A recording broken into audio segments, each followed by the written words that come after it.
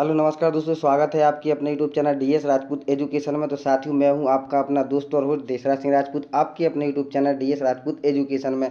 तो साथियों, जैसा कि आपको पता ही होगा पहले से ही कि यहाँ पर आपके UP TET, super TET, C TET, TGT, PGT ये सभी के प्रैक्टिस सेट पेपर लगवाए जाते हैं। और ये आपका जो यूपी टेट में सेकंड पोर्शन में यानी कि सेकंड जो भाषा रहती है आपकी संस्कृत, ठीक है। तो ये आपको जो सेकंड भाषा रहती है वो आपको चूज़ करनी होती है, या तो आपको चूज़ करना होता है संस्कृत या फिर आपको इंग्लिश, ठीक है।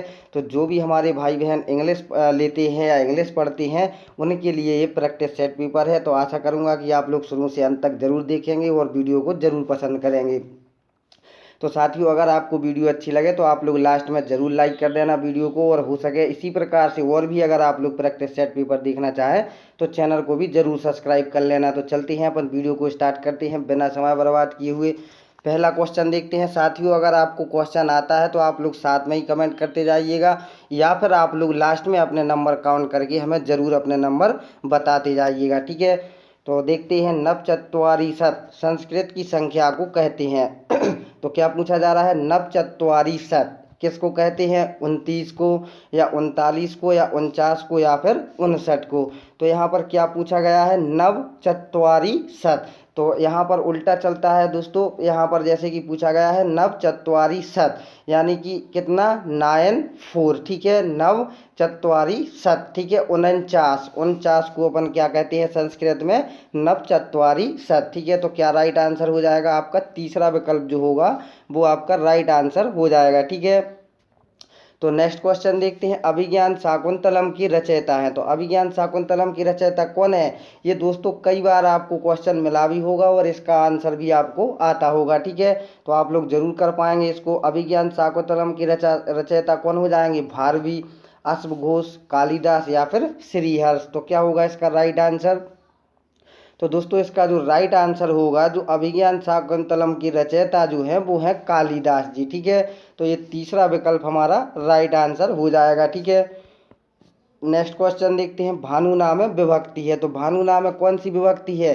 तो दोस्तों आपको बताया गया है कि आप लोग दो तीन जो ऐसे चीज़ें हैं उनको आप लोग याद कर लेंगे, उनकी विभक्तियाँ, तो आप लोग किसी भी विभक्ति को आप लोग कर पाएंगे, ठीक है। जैसा कि आपको पता ही होगा कि एक क्वेश्चन परीक्षा के जो पेपर होते हैं आपके सेट होते हैं उसमें एक तो रमा का पूछा जाता है, एक पढ़ने के पूछे जाते हैं, ठीक है। तो पढ़ धातु के पूछे जाते हैं, ठीक है। तो ये आपको याद कर लेने हैं, या बालक के, ठीक है। तो आपको उसमें सभी आ जाएंगे, ठीक है। अगर आप लोग एक याद कर लोगे तो सभी की आप लोग विभक्तियाँ बता सकते हैं, ठीक है। तो भानु नाम में कौन सी विभक्ति होगी आपकी? तो चतुर्थी विभक्ति होगी, तृतीया होगी, पंचमी होगी, या फिर षष्ठी विभक्ति। कौन सी विभक्ति होगी भानु नाम में? दोस्तों आप लोगों को अगर आता है तो आप लोग जरूर बताइएगा।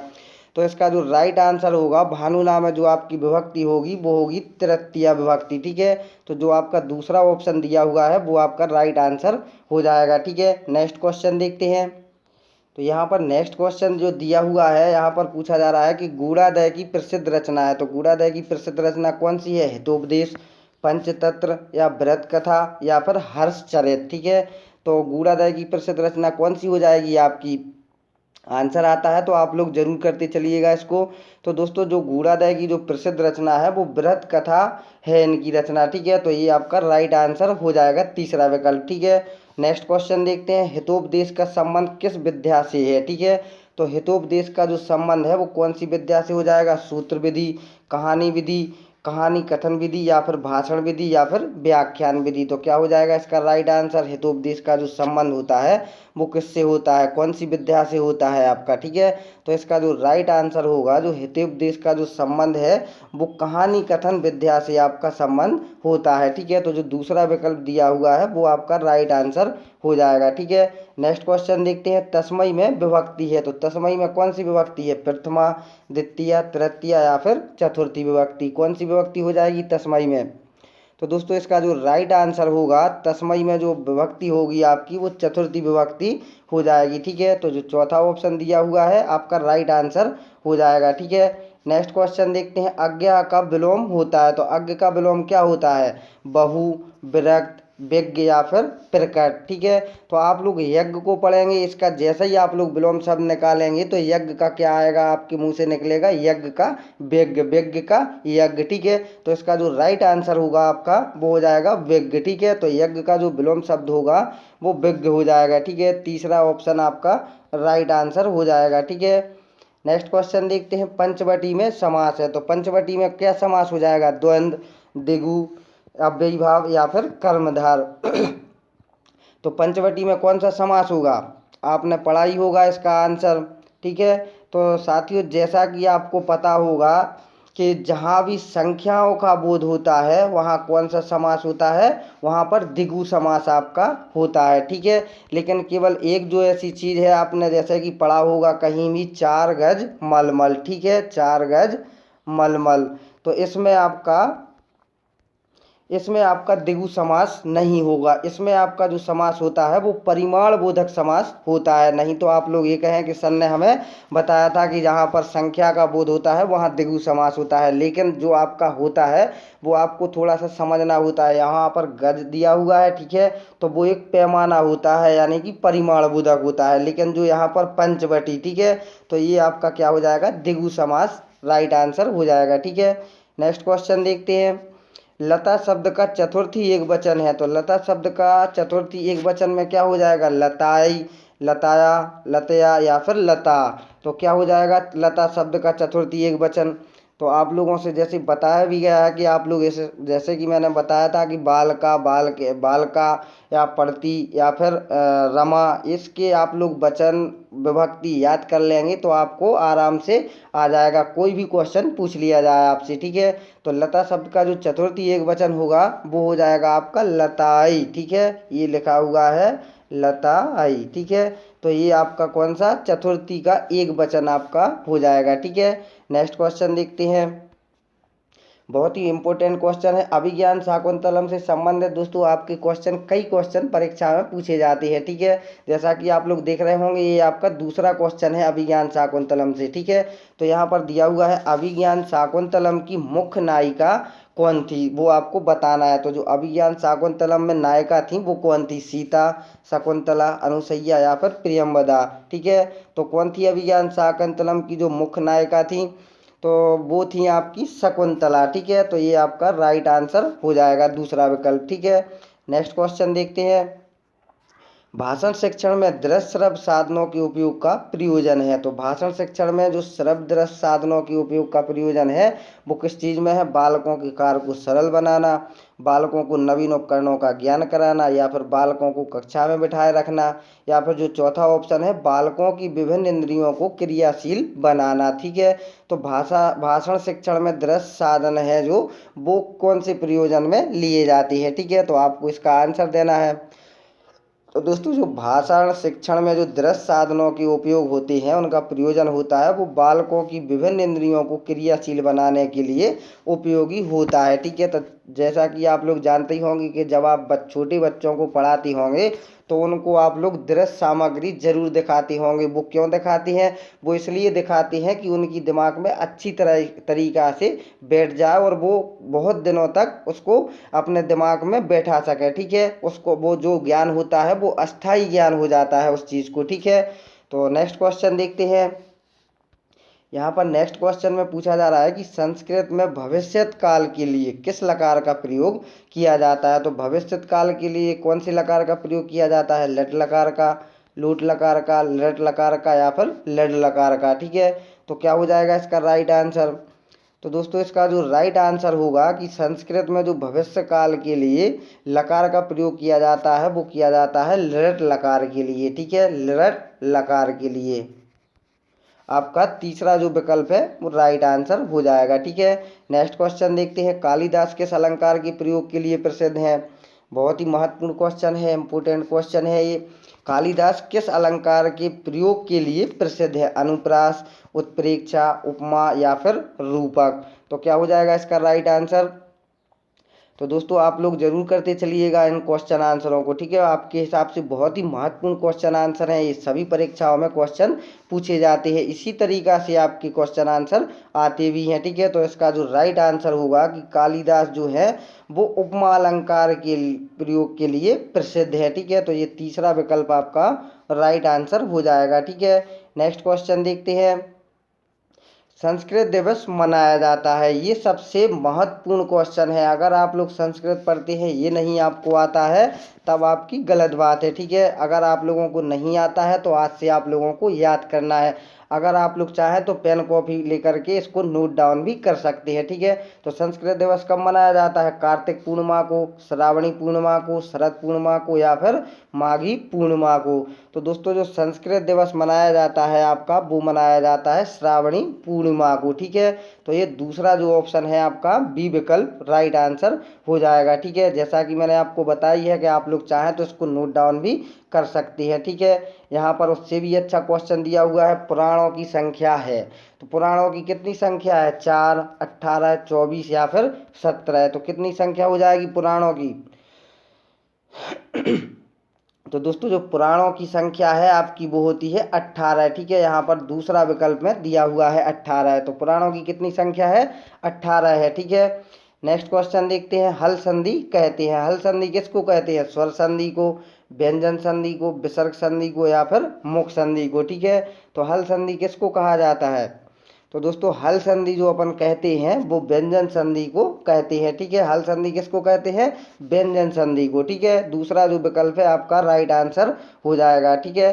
नेक्स्ट क्वेश्चन देखते हैं। अष्टाध्यायी के रचनाकार हैं, तो अष्टाध्यायी के रचनाकार कौन है? भट्टो जी दीक्षित या फिर कात्यायन या फिर पाणिनि या फिर वरराज, ठीक है। तो कौन है अष्टाध्यायी के लेखक? ये क्वेश्चन भी दोस्तों पूछा ही जाता है आपसे हर परीक्षा में, ठीक है। तो जो भी आपकी टेट से संबंधित या टीचर से संबंधित जो टेट होता है आपका, उसमें ये क्वेश्चन लगभग पूछा ही जाता है। तो दोस्तों इसका जो राइट आंसर होगा, जो अष्टाध्यायी के रचनाकार हैं वो है पाणिनि जी, ठीक है। तीसरा विकल्प आपका राइट आंसर हो जाएगा, ठीक है। तो नेक्स्ट क्वेश्चन की ओर चलते हैं। तो यहाँ पर नेक्स्ट क्वेश्चन देखते हैं। संस्कृत में लकार होते हैं, तो संस्कृत में कितने लकार हैं? 5, 10, 20 या फिर 40। तो इसकी आपको संख्या बताना है। तो साथियों जो संस्कृत में जो लकार आपके होते हैं वो कितने होते हैं? तो वो आपके लकार होते हैं 10, ठीक है। किस में पूछा गया है? संस्कृत में, ठीक है। तो संस्कृत में कितने लकार होते हैं? 10 लकार होते हैं, ठीक है। तो दोस्तों अगर आपको ये वीडियो अच्छी लग रही है तो आप लोग ज़रूर लाइक कर दें अभी इसी वक्त, ठीक है। अगर आप इसी प्रकार से और भी प्रैक्टिस सेट पेपर देखना चाहते हैं तो ज़रूर आपके अपने इस यूट्यूब चैनल को जरूर सब्सक्राइब कर लें। डीएस राजपूत एजुकेशन का एक परिवार का हिस्सा बनिएगा आप लोग, और देखते रहिएगा बहुत ही महत्वपूर्ण प्रैक्टिस सेट पेपर जो कि आपको परीक्षा में पूछे जाते हैं। आपको वही क्वेश्चन प्रोवाइड कराए जाते हैं, एकदम से एनसीईआरटी से आधारित क्वेश्चन आंसर आपको प्रोवाइड कराए जाते हैं। तो दोस्तों आप लोग जरूर चैनल को सब्सक्राइब कर लें, साथ में जो बगल में बेल आइकन प्रेस होगा उसको भी आप लोग प्रेस कर लीजिएगा सब्सक्राइब करने के साथ साथ। इससे क्या होगा, इससे आप लोग जैसे ही कोई भी आपके अपने यूट्यूब चैनल पर वीडियो अपलोड होगी तो उसका नोटिफिकेशन आपको सबसे पहले मिल पाएगा और आप लोग उसको देख पाओगे, ठीक है। तो इसीलिए साथियों आप लोग कमेंट करते हैं, बहुत अच्छा फील होता है कि आप लोग देखते हैं, पसंद करते हैं और अपने नंबर भी हमें ज़रूर अपने शेयर करते हैं। तो दोस्तों इसी तरीक़ा से आप लोग अपना प्यार बनाए रहिएगा और हमें नंबर ज़रूर बताते चलिएगा। दोस्तों अपना वादा है कि जिस दिन आपका पेपर होगा उस दिन आपका पेपर होने के बाद जब आपको उसका सॉल्यूशन कराया जाएगा इसी चैनल पर, तो आप लोग भी कहेंगे कि सर एक भी क्वेश्चन ऐसा नहीं आया था जो आपने नहीं पढ़ाया था, ठीक है। तो इसलिए मैं आपसे कहता हूँ कि हर जो भी भाई बहन हमारे साथ जुड़े हुए हैं उनको कोई भी चीज़ की आवश्यकता नहीं रहेगी, जो क्वेश्चन वहाँ पूछा जाएगा वो आप यहाँ पढ़कर जाओगे, ठीक है। तो देखते हैं नेक्स्ट क्वेश्चन। एको रसः करुणः एवं निमित्त भेदांत, इस युक्ति से संबंध कौन सा ग्रंथ है? अभिज्ञान शाकुंतलम या फिर मृच्छ कटिकम या फिर उत्तर रामचरित या फिर स्वप्न वासव दत्तम, ठीक है। तो क्या हो जाएगा इसका राइट आंसर? तो दोस्तों इसका जो राइट आंसर होगा आपका एको रसः करुणा एवं निमित्त भेदांत, जो उक्ति से ग्रंथ संबंधित है वो है उत्तर रामचरित से, ठीक है। तो ये तीसरा विकल्प आपका राइट आंसर हो जाएगा, ठीक है। नेक्स्ट क्वेश्चन देखते हैं। संस्कृत में धातु रूप कहते हैं। तो संस्कृत में धातु रूप किसको कहते हैं? संज्ञा पद को, क्रियापद को, कर्म पद को या फिर विशेषण पद को। ठीक है, तो संस्कृत में धातु रूप किसको कहते हैं अपन लोग? तो ये राइट आंसर जो आपका होगा वो हो जाएगा क्रियापद को अपन संस्कृत में धातु रूप कहते हैं। ठीक है, तो दूसरा बी विकल्प आपका राइट आंसर हो जाएगा। ठीक है, यहाँ पर नेक्स्ट क्वेश्चन में पूछा जा रहा है अनुनासिक वर्णों की संख्या है।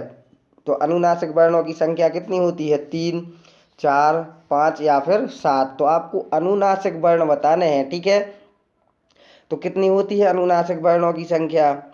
तो दोस्तों अनुनासिक जो वर्णों की संख्या होती है वो 5 होती है। ठीक है, ये आपका तीसरा जो विकल्प है सी ऑप्शन आपका राइट आंसर हो जाएगा। ठीक है, नेक्स्ट क्वेश्चन देखते हैं। उन्नति का विलोम शब्द होता है अपमान, अज्ञानम, अवनति या फिर अल्पायु। तो आप लोग इसका आंसर जरूर पता होगा आपको और आपने इसका आंसर भी दे दिया होगा। ठीक है, तो उन्नति का विलोम क्या होता है?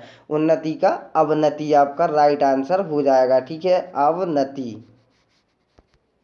ठीक, तीसरा जो विकल्प है आपका राइट आंसर हो जाएगा। ठीक है, यहाँ पर क्वेश्चन दिया हुआ है नैनम छिदन्ति शस्त्राणि नैनम दहति पावका। इस अंश में किसका वर्णन है? आत्मा का, परमात्मा का, शरीर का या फिर उपर्युक्त में से किसी का नहीं। ठीक है, तो क्या हो जाएगा इसका राइट आंसर? नैनम छिदन्ति शस्त्राणि नैनम दहति पावका। ठीक है, इस अंश में किसका वर्णन हुआ है? तो दोस्तों वो आपका जो वर्णन हुआ है वो हुआ है आत्मा का। ठीक है, तो ये पहला विकल्प आपका राइट आंसर हो जाएगा। ठीक है, नेक्स्ट क्वेश्चन देखते हैं। चंद्रशेखरा में समास है। तो चंद्रशेखर में कौन सा समास है? कर्मधार, तत्पुरुष, द्वंद्व या फिर बहुव्रीहि। ठीक है, तो चंद्रशेखर में कौन सा समास हो जाएगा? तो दोस्तों इसका जो राइट आंसर होगा वो बहुव्रीहि समास हो जाएगा। ठीक है, तो जो चौथा विकल्प है आपका राइट आंसर हो जाएगा। ठीक है, नेक्स्ट क्वेश्चन देखते हैं। यदा यदा ही धर्मस्य ग्लानिर्भवति भारता। ठीक है, तो इस उक्ति में किसका अंश का वक्ता है? अर्जुन का, श्री कृष्ण का, युधिष्ठिर का या फिर तुलसीदास जी का। ठीक है, तो क्या हो जाएगा इसका राइट आंसर? यदा यदा ही धर्मस्य ग्लानिर्भवति भारता, उक्त अंश का वक्ता कौन है? ये किसके द्वारा कहा गया है? ठीक है, अर्जुन के द्वारा, श्री कृष्ण के द्वारा, युधिष्ठिर के द्वारा या फिर तुलसीदास जी के द्वारा। तो क्या हो जाएगा इसका राइट आंसर? तो ये जो कहा गया है वक्ता वो है श्री कृष्ण जी के द्वारा। ठीक है, तो दूसरा आपका जो विकल्प है वो राइट आंसर हो जाएगा। ठीक है, नेक्स्ट क्वेश्चन देखते हैं। अस्मत् शब्द सप्तमी एक वचन का रूप है। तो क्या हो जाएगा अस्मत् का? मम, मई, मया या फिर मत। ठीक है, क्या हो जाएगा इसका राइट आंसर? तो अस्मत् शब्द का जो सप्तमी एक वचन का रूप होगा वो मई हो जाएगा। ठीक है, तो ये दूसरा विकल्प है आपका राइट आंसर हो जाएगा। ठीक है, नेक्स्ट क्वेश्चन देखते हैं। पितृ शब्द का सप्तमी एक वचन में रूप क्या होता है? ठीक है, वो आपको बताना है। तो पितृ शब्द का सप्तमी एक वचन रूप पिते, पितौ, पितरी या फिर पितु। क्या हो जाएगा इसका राइट आंसर? पितृ शब्द का सप्तमी एक वचन रूप। ठीक है, तो इसका दोस्तों जो राइट आंसर होगा सप्तमी एक वचन का रूप वो आपका हो जाएगा पितरी। ठीक है, ये तीसरा विकल्प आपका राइट आंसर हो जाएगा। ठीक है, नेक्स्ट क्वेश्चन देखते हैं। यशोदा कृष्ण स्नेहात वाक्य का अर्थ है। तो यशोदा कृष्ण स्नेहात का इसका अर्थ आपको बताना है। यशोदा कृष्ण स्नेह करती थी, यशोदा कृष्ण को स्नेह नहीं करती थी या फिर यशोदा कृष्ण से ईर्ष्या करती थी या फिर उपर्युक्त में से कोई नहीं। तो क्या करती थी यशोदा कृष्ण जी से? ठीक है, तो आप लोग इसी को देख कर के समझ गए होंगे। तो इसका जो राइट आंसर होगा आपका वो हो जाएगा इसमें उपर्युक्त में से कोई नहीं आपका राइट आंसर हो जाएगा। असनियत यहाँ पर दिया हुआ है। ठीक है, स्नेह दिया होता तब तो आप लोग यशोदा कृष्ण स्नेह करती थी, लेकिन यहाँ पर दिया हुआ है यशोदा कृष्ण असनिहत। ठीक है, तो ये आपका राइट आंसर जो होगा वो चौथा विकल्प आपका राइट आंसर हो जाएगा। ठीक है, नेक्स्ट क्वेश्चन देखते हैं। अमृतम शब्द का पर्यायवाची होता है। तो अमृतम शब्द का पर्यायवाची क्या होता है? पंकजम, पीयूषम, भरभूतम या फिर पावका। अमृतम शब्द का पर्यायवाची आपको बताना है। पर्यायवाची किसको कहते हैं? मिलते जुलते शब्दों को अपन क्या कहते हैं? पर्यायवाची शब्द कहते हैं। ठीक है, तो इसका पर्यायवाची क्या हो जाएगा अमृतम का? तो इसका जो राइट आंसर होगा वो प्यूसम आपका राइट आंसर हो जाएगा। ठीक है, आज का लास्ट क्वेश्चन देखते हैं। श्रीमद् भगवत गीता अंश है, तो श्रीमद् भगवत गीता किसका अंश है? रामायण का, महाभारत का, पुराणों का या फिर उपनिषद का? तो किसका हो जाएगा अंश श्रीमद् भगवत गीता? तो दोस्तों इसका जो राइट आंसर आपका होगा वो हो जाएगा आपका महाभारत का अंश है आपका श्रीमद् भगवत गीता। ठीक है, तो नेक्स्ट वीडियो में मिलते हैं दोस्तों बहुत ही अच्छे सेट पेपर के साथ। जब जब तक आप लोग इसको देखते रहिएगा, ज़रूर पसंद करिएगा और अपना नंबर भी ज़रूर कमेंट में ज़रूर बताते चलिएगा। दोस्तों आप लोग कमेंट करते हैं, बहुत अच्छा लगता है। जो भी हमारे भाई बहन जुड़े हुए हैं आपके अपने यूट्यूब चैनल से, उसमें आप लोग कमेंट करते हैं, बहुत अच्छा फील होता है। तो दोस्तों इसी तरीक़ा से अपना प्यार स्नेह बनाए रहिएगा और देखते रहिएगा बहुत अच्छे अच्छे प्रैक्टिस सेट पेपर, ताकि आप लोग 120 प्लस पार कर सकें। ठीक है, हमारा उद्देश्य भी है, आपका उद्देश्य भी है कि 120 प्लस आपको लाने ही लाने हैं, चाहे वो यूपी टेट हो, चाहे सुपर टेट हो, जो भी शिक्षक पात्रता परीक्षा हो उसमें आपको 120 नंबर से अधिक लाने हैं। ठीक है, तो इसी आशा के साथ मिलते हैं दोस्तों नेक्स्ट वीडियो में। जब तक के लिए जय हिंद, जय भारत।